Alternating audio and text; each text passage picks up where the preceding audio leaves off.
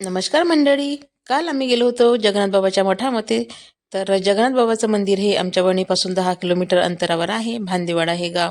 तर तिथे गेलो होतो. आमच्या शेजारच्या काकूचा स्वयंपाक होता आणि सगळीकडे बघा चुलीवरचा स्वयंपाक होता. आणि हे जे आपण रोडगे म्हणतो की ना, पानगे, तर ते बघा किती छान गोवऱ्याच्या आरामध्ये बनवत होते काही जण. आणि यांचा स्वयंपाक झाला होता. वांग्याची भाजी, भात, कढी, साधं वरण, भजे, पापड, लाडू हा सगळा स्वयंपाक होता. आणि सगळ्या बाया चुलीवर स्वयंपाक बनवत होत्या.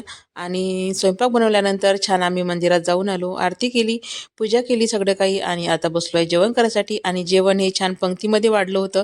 तर बघा पात्र छान सजलं होतं जेवणाने. भात, वरण, पोळी, कढी, भजे, लाडू, चटणी दह्याची सगळं काही वाढलं होतं. आणि आता जेवणाला सुरुवात झाली होती सगळ्यांच्या. आणि छान पंक्तीमध्ये आम्ही सगळेजण बसलो होतो. आणि आता जेवणाला सुरुवात झाली होती. तर जेवण केल्यानंतर मग आम्ही आलो पुन्हा घरी. तर भेटू पुन्हा पुढच्या व्हिडिओमध्ये. सर्वांना बाय.